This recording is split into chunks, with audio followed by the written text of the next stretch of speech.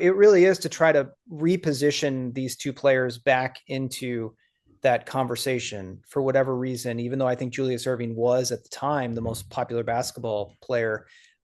He's been a little bit lost in the shuffle Yeah. between, you go from like Kareem to Magic to Bird to MJ to Kobe, and you can't go through that list without also putting Dr. J on there. T-Bone, Prime Cuts, podcast on the other side. T-Bone. Welcome to T-Bone's Prime Cuts, episode 14. Today's guest is Luke Epplin. Luke's writing has appeared online in The Atlantic, The New Yorker, GQ, Slate, The Washington Post, The Los Angeles Review of Books, and the Paris Review Daily. He's the author of two highly successful books, Our Team, the epic story of four men in the World Series that changed baseball. His most recent book, and the one we're going to cover today, is Moses and the Doctor, Two Men, One Championship, and the Birth of Modern Basketball. Welcome to T-Bone's Prime Cuts. Our guest today is author Luke Epplin, the author of this great book, Moses and the Doctor, Two Men, One Championship, and the Birth of Modern Basketball. How you doing, Luke? I'm doing great. How are you? Good.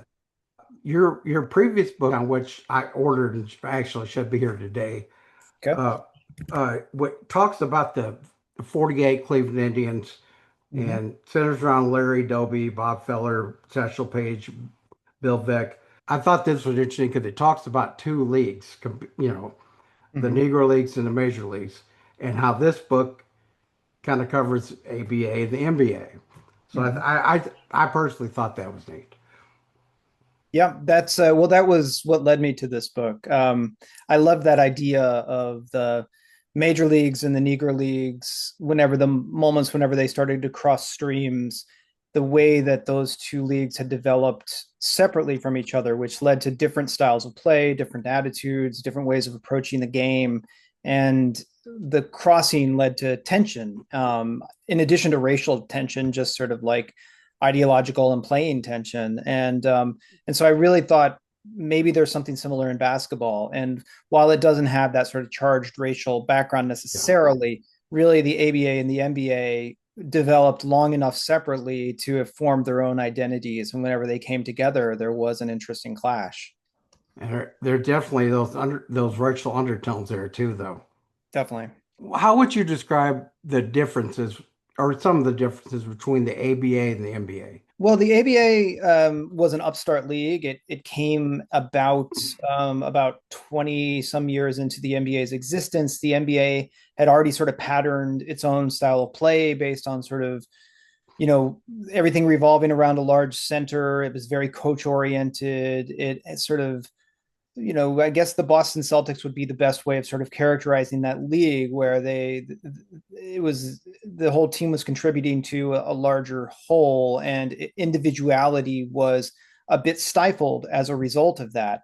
The ABA was the opposite. It came up in a cash-strapped environment. It had no TV contract. It was constantly trying to find out ways to get fans into the stands. And so they were always looking for new ways of doing things, whether that was putting halftime entertainment in there or unleashing players to kind of explore their own individuality. And I think that the red, white, and blue ball is such a great metaphor of the ABA. It's distinctive, it's colorful, it's flashy. That would be the way that the ABA style of play developed. And of course, they also had different things that the NBA didn't have, most notably a three-point shot, which the NBA would not, bring into being until 1979. So yeah, it was kind of just a more dynamic, interesting playground-inspired league. I became a basketball fan in the fall of 1975. Mm-hmm. So I was around at the tail end of the ABA. Obviously heard of them, but we never got to see them because I grew up in Metro Detroit, but we all heard about Dr. J. We all knew about him. We all knew about the slam dunk contest. One thing about this book that I found very interesting was I really had no idea of the pre-ABA Dr. Moses. Mm-hmm. I knew that Moses came, directly from high school, Yeah. and that's pretty much it. Tell us a little bit about each player's career before the pros. Yeah, well, I'll just preface that by saying that this book centers on two people, Dr. J and Moses Malone. And the reason why it shows them is because pretty much in every aspect of their life, they're polar opposite each other, whether that's personality or playing style, or in this case, as we're going to talk about, background. Right. Um, Dr. J was somebody who was undersized through high school. He was a very good high school player, but he was not sort of heavily recruited at all. He didn't even start on his high school team until he was a senior. But one of the interesting things that you sort of see about Dr. J is that from the earliest moments that he starts giving interviews to the press, he is conceiving of himself as an artist rather than as a player. He is well aware of this idea that there are certain styles of play that are more aesthetically pleasing than others. And so, even as a very young person, as an adolescent, Dr. J is on the playgrounds of New York City and Long Island, um, doing these moves that we now consider part of just who he is, these sort of up and under moves. He's practicing how to dunk. He's doing these things so that not necessarily to be flashy, but just to kind of embed them within his own basketball DNA so that whenever he does them in a game, they're natural to his playing style.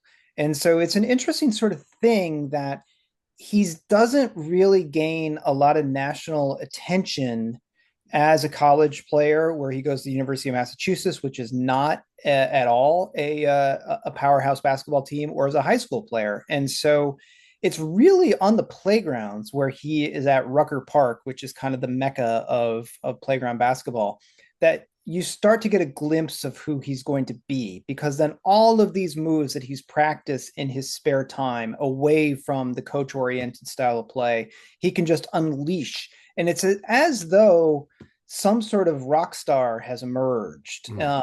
and people take to it immediately. It's new, it's flashy. And because he's done it so often as though he were shooting a free throw, it just seems natural to the way that he plays. And so it doesn't seem like he's trying to impress the crowd. It just seems like that's just who he is. It's core to his being. And so really he doesn't get a reputation until it's almost like an underground sort of thing. He's like a punk rock legend or something.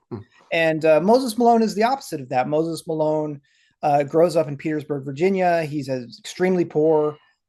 He takes to playing basketball, but true to sort of his nature, it's more he treats basketball not as an artistic venue, but as like almost like a blue collar venue, or like he's a worker. He loves rebounding. He loves to sort of fight for the ball. He's a banger, and he also grows a lot quicker than Dr. J. He's 6'10" by the time he's a freshman in high school, and so he really explodes onto the scene as an early high schooler and is identified very early on as a phenomenon. He's a prodigy. People know who he is. Sports Illustrated is covering him in high school. National news stories are covering him in high school, and so yeah, he's somebody that has to deal with the burdens of notoriety, and he's extremely shy and he doesn't enjoy doing that, and so it's difficult on him. And of course, as you know, the most distinctive thing about Moses Malone is the ABA, unlike the NBA, is taking players before they've completed their high school eligibility. The NBA Yeah. had this sort of gentleman's agreement that they would only draft players after they've completed 4 years of college eligibility. The ABA invents something called the hardship clause, which allows them to just take anybody basically who can prove that they are in need of the money, and that's kind of, it's flexible enough to basically be anybody.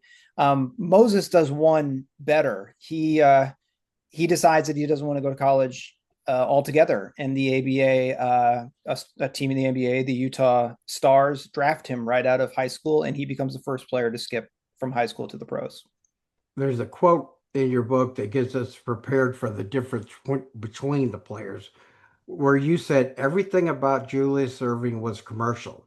For the Mm-hmm. youngest player in the ABA, the opposite was true.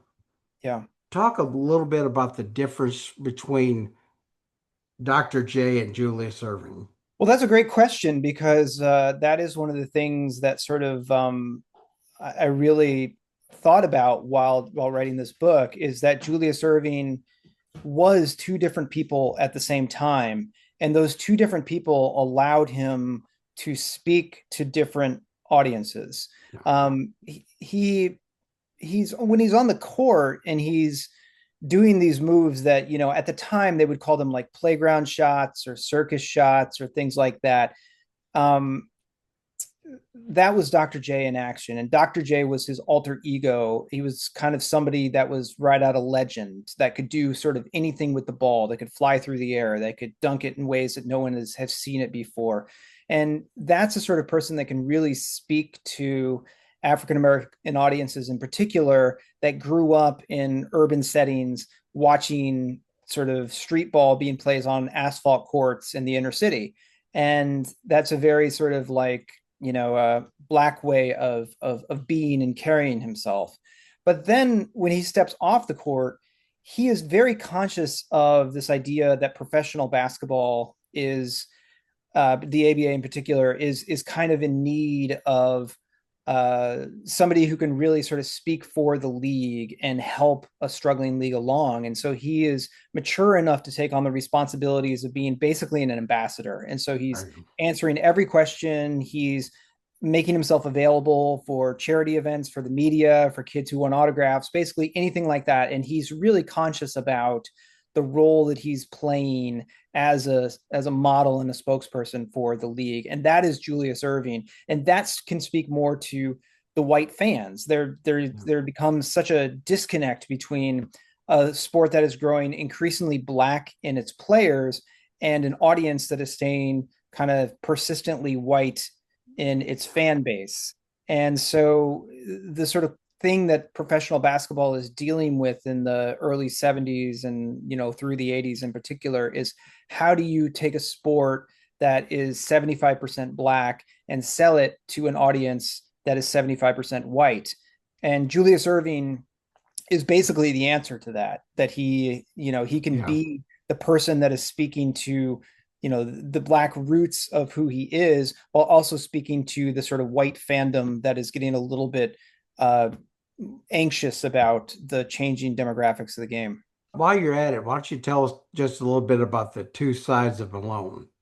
Yeah, he's an interesting guy. Malone died in 2015, and I was very worried about writing a book about him because his reputation is always that he never talked, that he did not like giving interviews. He was very sort of hostile to reporters. He wasn't particularly open to fans at all times. I was wondering how I was going to flesh him out as a character, but what I saw was that when the media is away and he's just around teammates or people that he knows or feels comfortable with, he's kind of the life of the party. I talked to Robert Parrish, who was a center for the Boston Celtics for a long time. And this was very early on in my research. And I said something like, was it difficult to get to know him because he was so quiet and shy and he never talked? And Parrish paused and he said, are we talking about the same guy? No. Because I guess that Parrish's interpretation of Malone was he never shut up and that he just was constantly joking and ribbing and being fun and things like that. But as soon as a reporter or an unknown sort of entity comes into that circle, he just almost like shuts down and doesn't want to say anything. And so he has these sort of trust issues that go to both the way that he grew up in poverty and things like that, and the sort of way that so many people when he was in high school were trying to penetrate his inner circle, and he sort of realized that everybody just wanted something from him, and that he kind of brings that distrust into the NBA. And of course, he's from the South. He had a very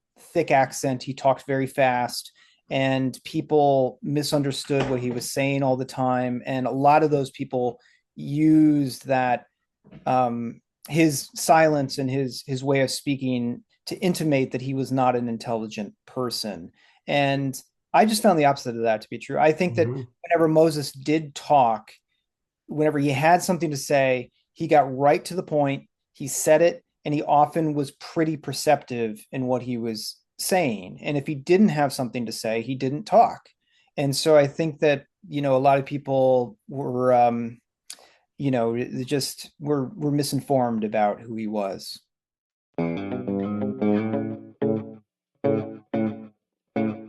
You can help support this podcast by visiting tbpcpodcast.com/store and selecting an iconic T-Bones Prime Cuts mug. That website again is tbpcpodcast.com/store. Another interesting thing in the book was the first time that Doc and Moses played each other and the speech. Yeah.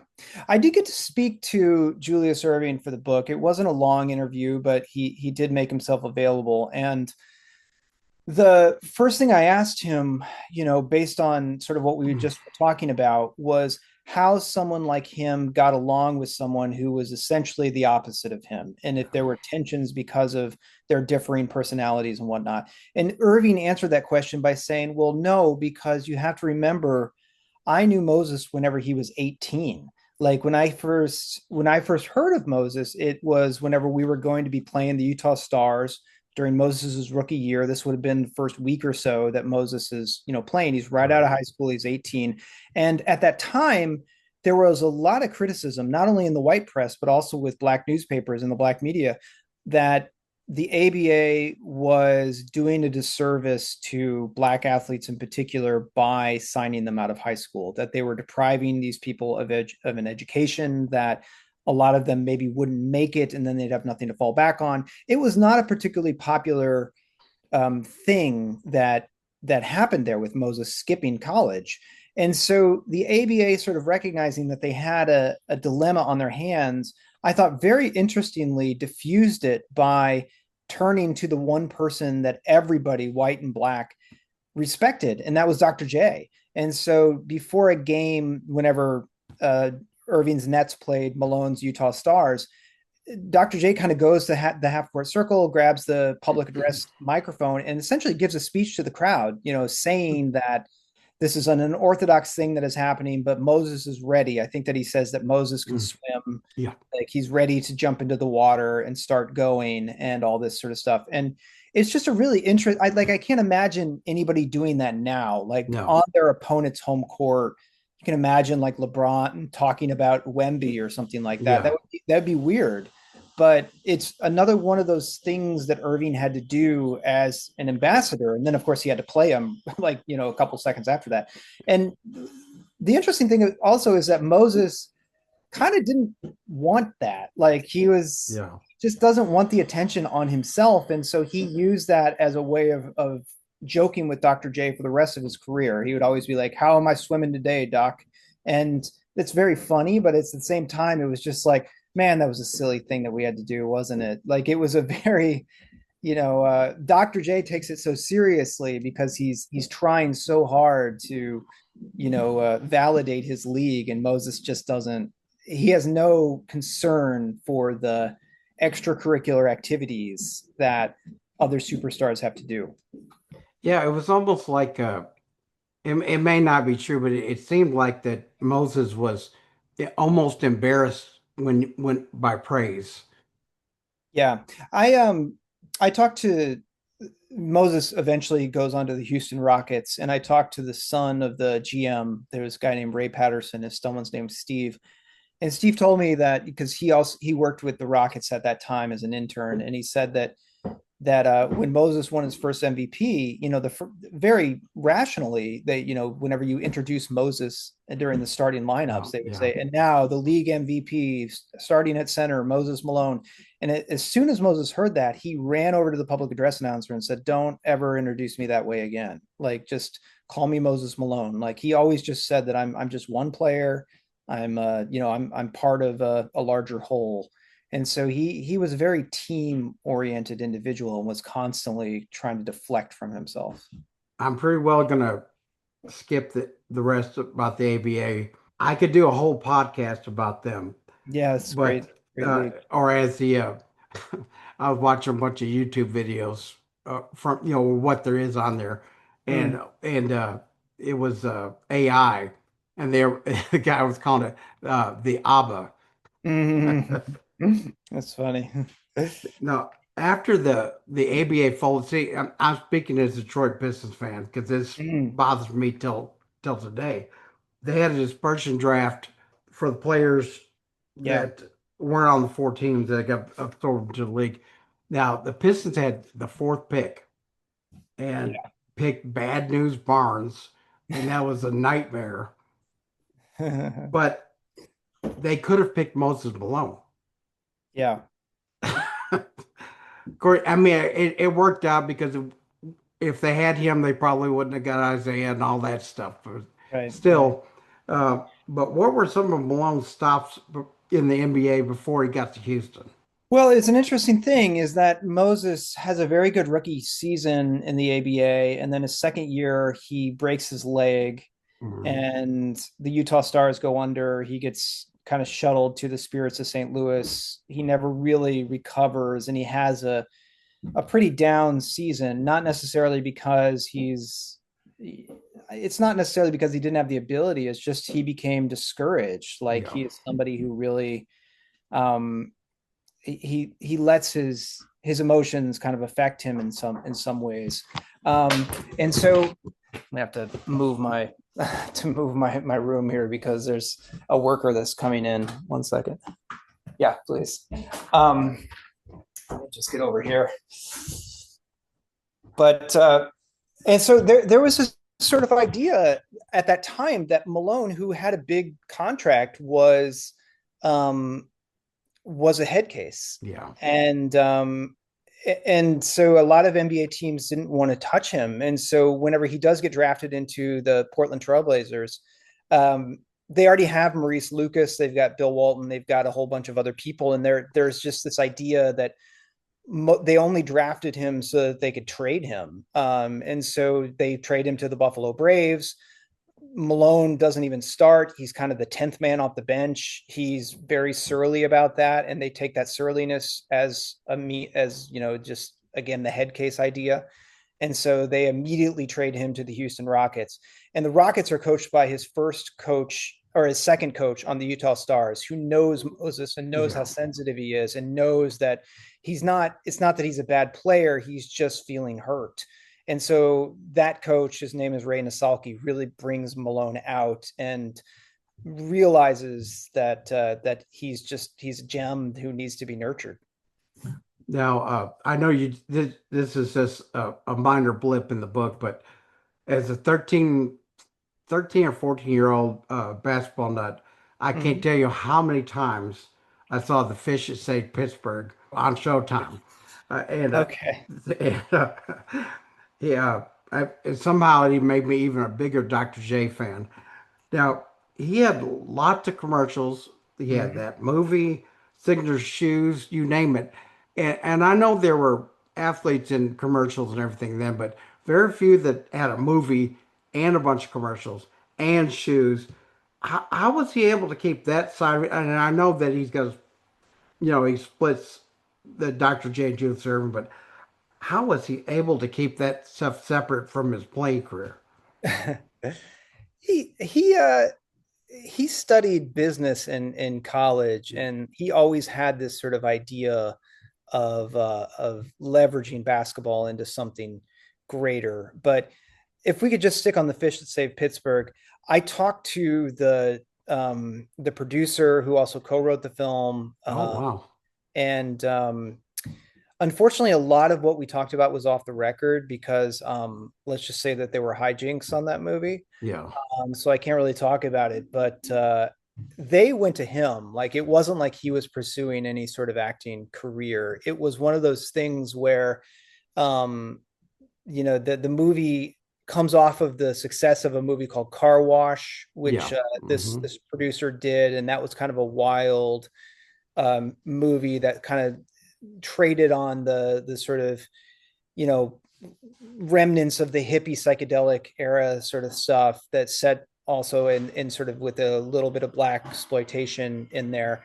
And they wanted something similar with basketball. And so they were like, well, who fits that mold as somebody that's kind of wild and out there? And they picked Julius Erving, of course, because at that time he had the big afro and he kind of had the legendary aspect of him coming from the ABA. And so it just fit perfectly within the confines of what they were after. And the interesting thing about that is that Erving himself always talked about how, because of that Dr. J persona and because of, the way he looked, his afro, his clothes, that sort of playground sensibility, everybody thought that he was like going to be the life of the party and the sort of druggy guy or whatever. But he was just the farthest thing from that. He was actually kind of a, slightly conservative, quiet individual who, yes, maybe, played around a lot with the ladies or something like that, but was pretty much a capitalist at heart. Yeah. And he, I think that that sort of business capitalist, whatever you want to call it, conservative side of him, really he wanted to be somebody who became the first brand that leveraged himself into, almost like what Michael Jordan is today. Yeah.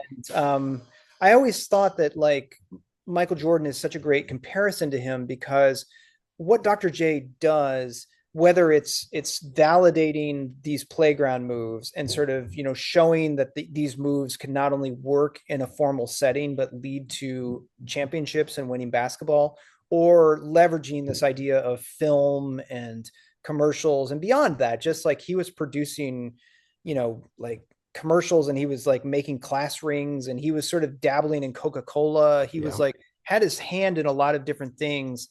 But never as like purposefully as Michael Jordan immediately gets to do. It's like he sort of like shows what you can do without sort of having the map for how to lead yourself to greater goods. And Michael Jordan can immediately sort of look at what Dr. J does and take it to the next level, because he doesn't have to validate his moves. He doesn't have to sort of figure out, well, how do I get into commercials? Like commercials by then are already, because of Dr. J, just commonplace for basketball players. And so it's, he's setting the template, even though he himself makes a lot of mistakes and doesn't get to always, revel in the rewards of that.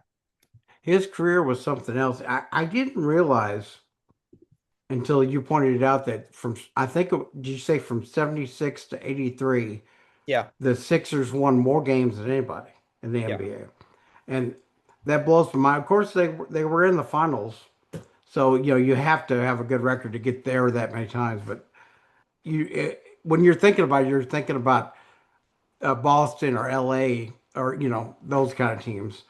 Yeah. I mean, that's really why we talked about like my interest in sort of the NBA and the ABA, but the other thing was that it is to correct that narrative, to sort of this idea that the 80s are about the Boston and LA, and really the mid 80s start to become more about Boston and LA. If you look to the early 80s, you have to put in Boston, LA, and Philadelphia in there. I mean, Julius Erving makes it to the finals 4 times between 76 and 83. He not only wins more games in the regular season, he wins more games in the playoffs than any team during that time. He just can't quite get over the hump and win the championship. They probably should have in 77, but they had a lot of team disharmony, and he needs somebody else to help him in the early 80s, which ends up being Moses Malone.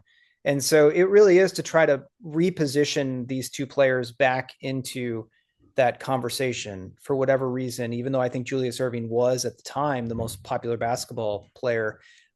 He's been a little bit lost in the shuffle between, you go from like Kareem to Magic to Bird to MJ to Kobe, and you can't go through that list without also putting Dr. J on there.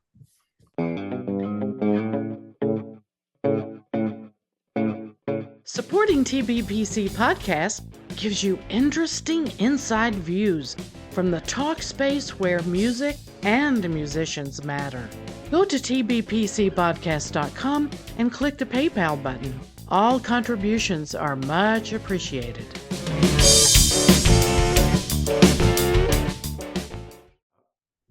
Moving up to 1980, you write so eloquently about the Dr. J up and under, or as it's called sometimes, the baseline scoop. Yeah. Oh man. I was about 14 and a half when that occurred, and I saw everyone, and I mean everyone, from gym class to outdoor courts to the basketball team trying that move. Yeah. And of course, I never I never saw anybody pull it off. Well, what I liked about that move, I mean, I didn't know like how much I wanted to put that in there, but what I really liked about that was the way that if you go back to like the newspaper archives, there was a lot of people right after the game asking Julius Erving about it. And he's so underplays it. He's just Yeah. like, it's just another layup. I just made a layup, but like it's almost like I reacted to what was around me. It's almost like he himself didn't think much of it. And that really led me to think about, the ways that he talked about in the early 70s. He talked about the sort of countless hours that he did on his Yes. own, practicing that exact move, the up and Yeah. under, the sort of reverse layup. And so to him, yes, it did, because he'd done that so often and because it became such a central part of how he played. He himself could not understand why people found that so special, because it was part of him. And so that really helped me sort of unlock something about the way that Erving not only approached basketball, but the way that he practiced and the way that he sort of put it into his DNA, how to do this sort of thing. That and the 83 Rock the Baby Dunk, they still live on today. I mean, I still see people like on Twitter still talk about it, and of course I've pointed them all towards this book, and some of them bought it. I'm Thanks. happy. Uh, Now the 76ers were missing a rebounding force, Yeah. but they were still putting together a group that I remember. But like Moses, you hardly ever hear about them. Bobby Jones, Andrew Toney, Maurice Cheeks, they were all very good to great players. Some of them are in the Hall of Fame. Just talk a little bit about them, because they never get the credit they deserve either. Well, you kind of have to like, so what I loved this idea, I had no idea about how rich this subject was before I started researching it. When Julius Erving comes into the NBA, he's on the Nets, he holds out, he eventually goes to the Sixers, and that Sixers team is just loaded with talent. They have George McGinnis and Doug Collins and Daryl Dawkins and Joe Jellybean Bryant and Lloyd World Be Free, all of these people, but they're all just so flashy one-on-one people. Hmm. They're stepping all over each other. They all want the ball. Um, in some ways, it does Dr. J a huge disservice, because he doesn't get to unleash the moves that he was doing constantly in the ABA, because he's getting the ball so much less. Yeah. And that team ends up being kind of problematic and can't, get out of their own way. And so through the 70s, they're discarding these pieces like McGinnis and World Be Free and all that, and adding these guys who are essentially role players. You got Bobby Jones, who is the consummate defensive specialist, but really does not need or want the ball at all times. He'll score if he has to, but he's really there to make you better. Maurice Cheeks, who's just this tremendously quiet yet effective point guard who does the right thing at all times, but isn't trying to draw attention to himself. And then Andrew Toney, who is, just I think that like maybe John Starks would be a good sort of comp for him. He's just kind of, he has no conscience. He'll fire it up whenever he believes he can score on anybody. He has incredible confidence. But he too is very quiet and does not want to talk to the media. And so they've traded these sort of loud, flashy guys for guys that are, better, but maybe not as colorful. And so, one of the interesting things that I saw was that in the 80s, whenever they're going to the finals and having the best record in the league and all that, they're not selling out in Philadelphia at all. Yeah. Like they're drawing half full nights against some of the better teams in the league, and it's shocking considering they've got the best player, the most exciting player in the league. They've got Andrew Toney. They have all of these great guys.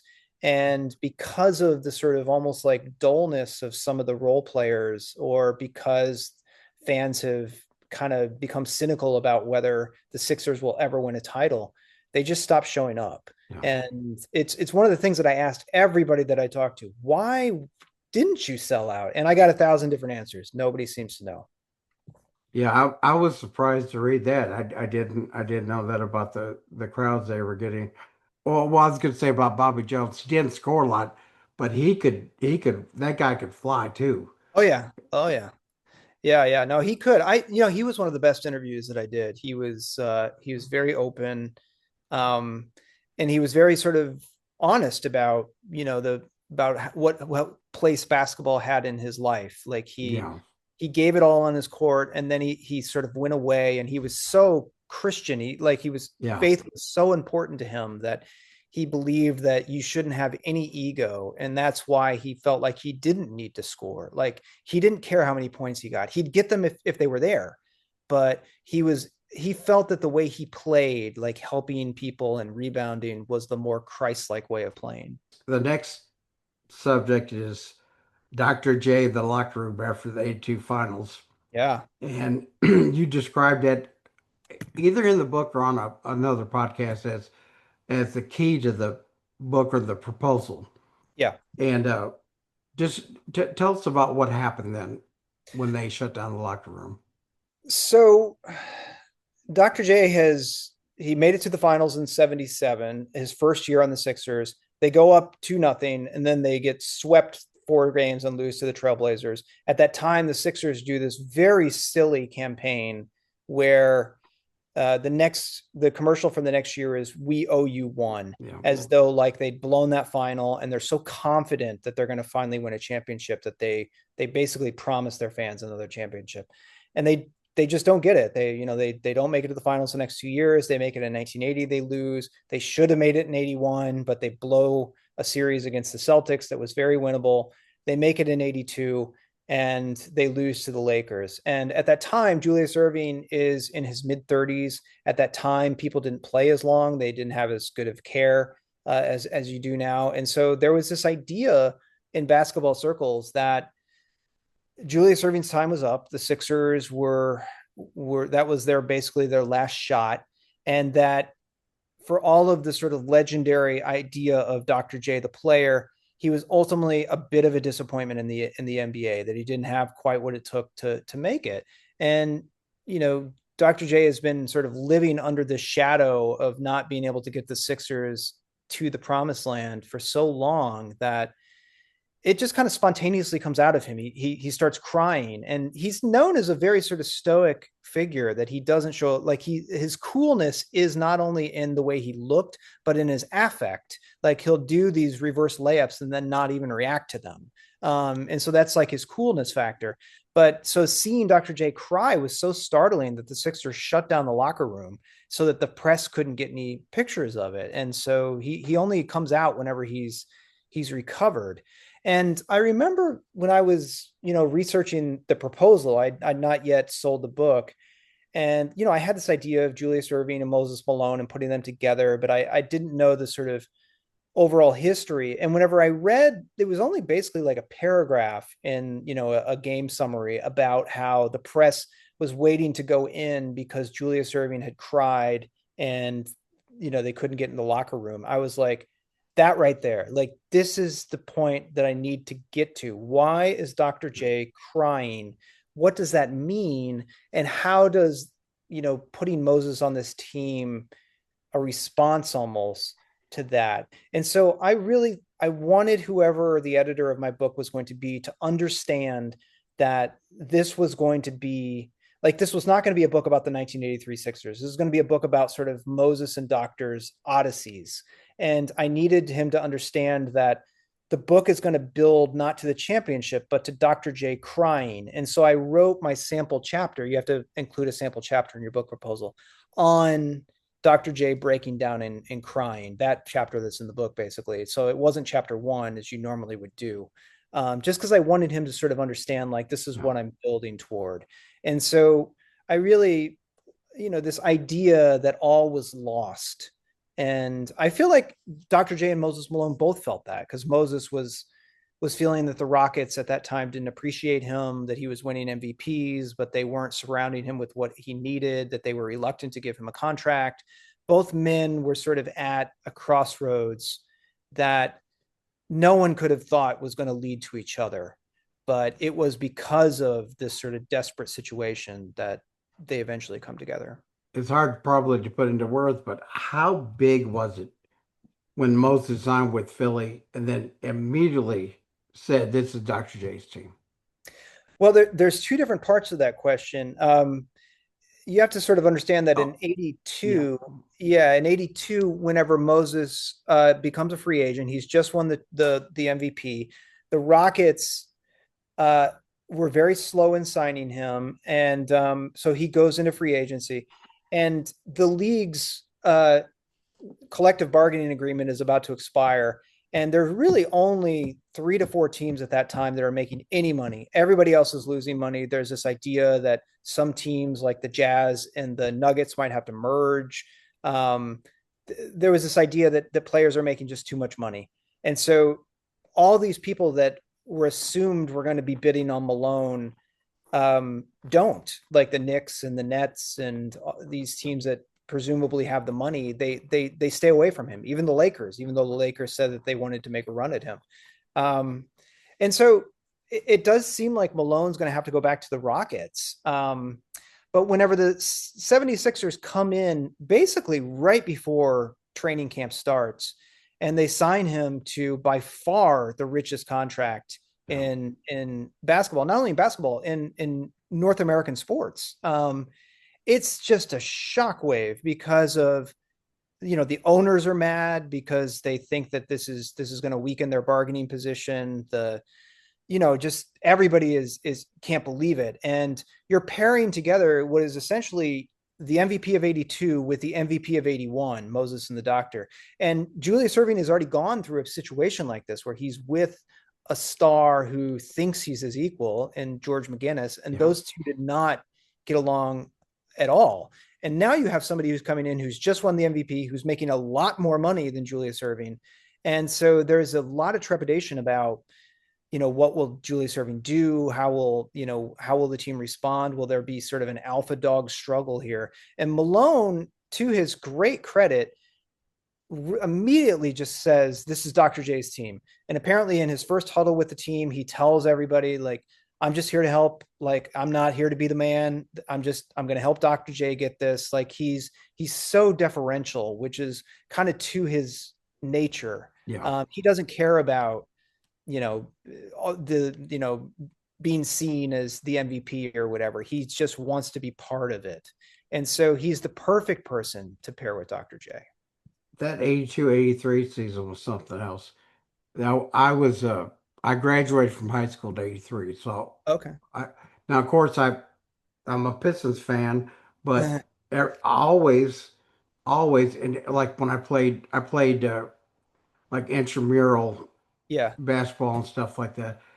I was always number 6, and on shirts where we could put names on the back, I always put Doc. Now, of course, my game was nothing like his, but that's the guy I idolize. Um, just just give us a brief synopsis of the 82-83 season because they were really going up until they started having the injuries. Yeah, it's one of those things where they get rid of a bunch of people, Daryl Dawkins, Caldwell Jones, a bunch of sort of key players on the team. They bring in a bunch of rookies, and they bring in Moses. And Julius Erving really is, he doesn't think that the team is going to gel because there's so many new parts to the Yeah, team. So he's worried, but they gel immediately. Like, if you go, I mean, my book is really big on emphasizing this, but if you look at the statistics of the Sixers from 1976 to 1982, they're dominant in so many different metrics: defense, offense, whatever, scoring, assists, whatever. But they suck at rebounding. yeah, They just really suck.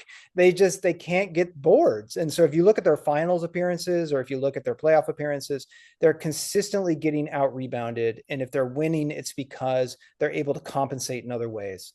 And so you put Moses Malone into that mix, and it's like he is the magic elixir or something. He is the thing that is curing what is ailing them. And so it's almost like the core is there. They just needed somebody to grab the boards. And once they had that, it's like they become an unstoppable train. And because Julius Erving had just spent the last season crying, and Moses Malone had just spent the last season in purgatory, not knowing where he's going to go, they're extremely determined to, not waste this opportunity. And so they rush out to the best record in NBA history.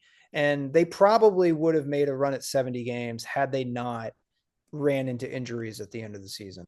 Uh, this is a sore subject for me, but the Bird versus Magic, how I'm not a conspiracy theory guy, but it's almost like that was predetermined that, Yeah. East Coast, West Coast, black, white, and they came out of college the same year. I I grew up in Michigan, so of course I watched the '79 Right. NCAA finals when it was Bird versus Magic, Of course. and so I mean they were always part of my life after that. I never liked I should say it. I wasn't a fan of Bird, but that was more the Boston thing Yeah. than the player. And I liked Magic being from Michigan, but I didn't like the Lakers either. Why is it that this 82, 83 Philadelphia team gets so overlooked? Well, before I wrote this book, I probably would have given you a very generic answer like that they only win one. The Yeah, stars are a little bit older at that time. And yeah, there wasn't a lot of drama that was created in the playoffs because of, the almost faux, like Moses said, like they basically steamroll. But now that I've written the book, I think that the answer is that when the ABA and the NBA got together, or at least the merger happened between the two leagues, there was a lot of NBA chauvinists who thought of the ABA as an inferior league, as they would call it a beach ball league, based yeah, on the way that the ball looked. And there was almost like a stink that clung to the guys that came over from the ABA I mean, even Red Auerbach, who was the president of the Celtics, were saying that Julius Erving was just an average forward and that if he'd been in the NBA, he wouldn't have been anything special. And so there's a lot of sort of proving that these guys had to do. And there was also a real racial element in that the ABA was considered to be the more black league, or at least in yeah, terms of not only demographics, but in terms of how they played. That was the more stereotypically black style of play.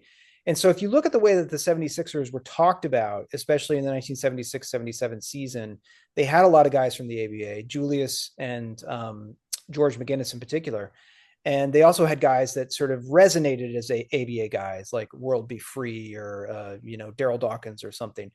And so they became stand-ins for the ABA. And whenever they go to the finals against Bill Walton and the Trailblazers, it's almost existential. There's this idea that basically the white coated Trailblazers, who are coached by a very cerebral guy who's even named Dr. Jack Ramsey, have to beat the 76ers, or it's just playground basketball from here on out.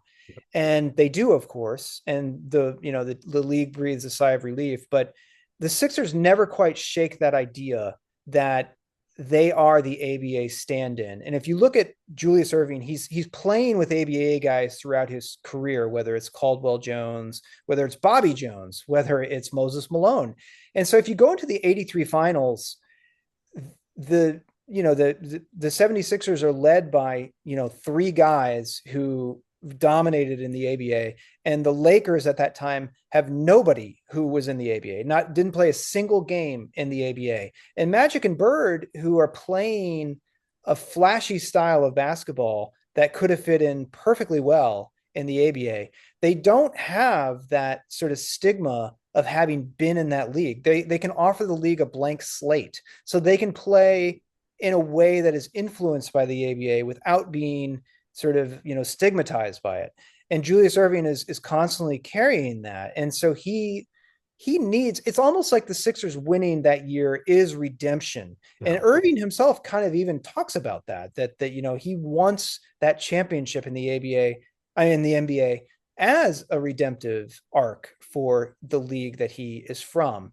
And so I think that you can't sort of separate out the ABA-ness in this whole thing. And the NBA, which still does not recognize ABA statistics, still has a sort of like weird relationship with that former league. And I do think that, like, because of that, the sort of bird magic allows them, it not only has that sort of great sort of duality to it, whether black and white, East Coast, West Coast, whatever, but it also is just pure NBA, and it doesn't have to be sort of adulterated with the ABA-ness of the Sixers. Yeah, I would have enjoyed if they had something like they had with the Super Bowl before they combined the leagues, where they, where it would be the ABA versus the NBA. Yeah, definitely. Even if it was exhibition games, which I think they might have played some exhibition games. Oh, they played a lot, and Yeah. the ABA had a winning record against the NBA, and the NBA was very sensitive about that. Yeah. They would always say, like, "Oh, we treat these as kind of, like circus games or something. We don't really care." Whereas Yeah. the ABA was like, "We want to kick their butts." Of course, if the NBA had won the game, they wouldn't have said that. Right. uh, I had, well, first of all, with Dr. J, I can close my eyes and immediately see certain plays. They're Yeah. just burned into my brain. But, I had to watch some Moses Malone's highlights on YouTube the last couple nights, because despite seeing him play a lot, I hardly remember anything about him. The only memory I really have of him is he was always shooting foul shots. He was on the free throw line a lot, and he was. and I can picture that. Um, just how is that possible? Was he just because the way he played was a more? I don't want to use the word boring, but I mean, compared to Dr. J, it's kind of a boring style. Yeah, it's very workmanlike. Yes. That's a better word for it. Yeah, it's cleaning up messes, it's grabbing offensive rebounds. Even the way that he sort of shot the ball, it almost looked like he hadn't quite learned all the basics of basketball. It's just kind of like almost like he throws it up there knowing that if he misses, well, I'm going to get the rebound. Yeah. It's like he didn't care about accuracy really. He just kind of cared about like the end result. The thing about this book that I found really interesting is that Julius Erving was probably the most eloquent player ever in the NBA. Like, Yeah. if you listen to his interviews, he speaks in paragraphs. He's really, very careful about the way that he presents himself and the way that he talks, and he takes great pride in being that eloquent. And Malone, of course, is the opposite. But I think that if you look at, like, the great irony is that team in '83 is known for something that Moses said. Whenever they ask him how they're going to do in the playoffs, Moses says, "Faux, faux, faux." Right. And it's a very great Moses Malone thing. It gets right to the point. It doesn't have any extra words. It doesn't sort of mess around with filler. It just says it, and it's brash, and it's like confident. And Moses, he said that again whenever the Rockets played the Celtics, and they asked him what he thought of the Celtics. And he's like, "Oh, they're not that good. I can take guys from my hometown and we'd beat them." And Malone, for all of his, kind of reticence, he's known more for saying those things than he is for any highlights that he did. Like, if you think of Malone, you won't think, as you said, of you. It's hard to picture him playing, Yeah. but you will think faux, faux, faux. If you think of Julius Erving, you will think of the Up and Under, you'll think of the Rock the Baby, but you won't think of like something particularly memorable he said, because he was so, interested in not offending anybody that he didn't often speak his mind. And I think that was the interesting thing for me to learn, was that for as hard as I thought Malone was going to be, whenever he did talk, he usually said something of substance. But for Julius Erving, for all that he talked, you had to go through weeks, months, whatever, to try to get anything interesting that he said. Normally it was just like, well, we played well, they played well. It's just the standard sort of what we would now think of the athlete lingo. He's so good. He's so fluent in that it was hard to get Dr. J's actual feelings sometimes. And so he's more of a visual player, even though he was so verbal. The last thing about the book, one thing that I think that Moses and Doc had in common, at least to me, was that no matter how big a star each was, they knew what type of player they each needed to win a championship. Mm-hmm. Yeah, there's a maturity to that, certainly. Yeah. I think that they'd been through the grind a few times, and they recognized their own deficiencies. And there is such an interesting, the opposites that I've talked about all this time between Julius and Moses, is that because they played such polar opposite styles of basketball, it's almost like they didn't overlap, and so they rarely stepped on each other's toes. So it was almost like the ego thing didn't necessarily affect them because they were doing something so different out there. And so it was almost like they could click into place all at once without the sort of like, I don't know, the sort of negotiation that has to happen between two stars whenever they play together. And also maturity, I think, comes into play. Moses Malone at that time was 27 or 28, but he'd been in the league for 10 years because he, came right out of high school. And so they both, had been through the gauntlet and were ready then to sort of sacrifice and do whatever was needed. And there was, the big question at the end of the book is, how can a team that dominant have only won one championship? And I think that you could obviously talk about age, Julius Erving, Bobby Jones, they're all getting up there and they never really are as good.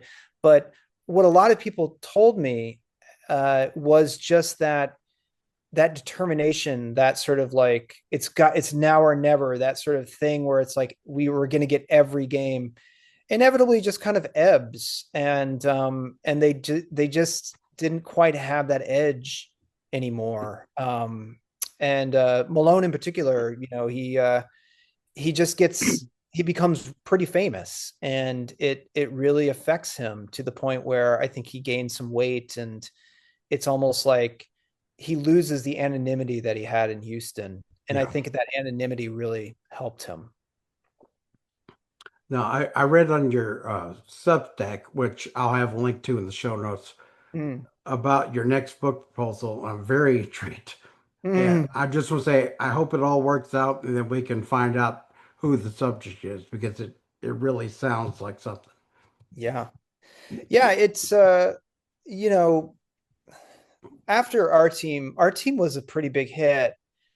I was pretty confident about selling something else. And I feel like our team and Moses and the Doctor are very similar in terms of their structure, in terms of looking at people who are opposites, putting characters in contrast with each other. I'm going to try to write a book now that only focuses on one individual and that uses that individual to delve more into socio-political movements that are happening at the time. So it won't have as much sports action in it, but it will get a little bit deeper into, cultural themes. And I think that, for a publisher, that's riskier. And so I don't know if it's going to sell, but we'll see. I'm going to try. How can people find you online? Website or social media? I'm on under my name, Luke Epplin. You can find me on Blue Sky, on X. My Substack is under the same name. I try to post something, once every week or two there. And Yeah, it's mainly just sort of talking about my own process that I'm going through and writing. Because a book writer is very solitary, and it's just you're doing everything on your own, and particularly at this stage, whenever your book is out and you haven't sold your next book, it feels very precarious. Like you don't know if you're going to get another one, and I hope I do, but that depends on A, if people buy my previous books, and B, if someone likes my new book. So we'll hopefully keep it going. And speaking of books, where can people find your books? Pretty much anywhere books are sold, they're well distributed. I will say that uh, if anybody wants to get an autographed copy of my book, all you have to do is email me. I have my email address on pretty much any social media site, whether X or whatever, and on my website, lukeepplin.com. And I will send you a signed book plate for free for your copy. So yeah. Great. I really want to thank you for all your time that you shared with us. Now, I hope you have a great day, and I hope that we can, catch up somewhere down the road. Yeah, man. Let's do it next time. Okay. All right. All right. Well, thank you very much. Thank you. It's fun. Moses and the Doctor is available anywhere good books are sold. If you're listening on Apple Podcasts or Spotify, be sure to give me a 5-star review. Or if you're watching on YouTube, be sure to like, subscribe, and hit that notification bell. They really help the channel. Also, be sure to go to tbpcpodcast.com and click that PayPal button to donate. We'll see you next time.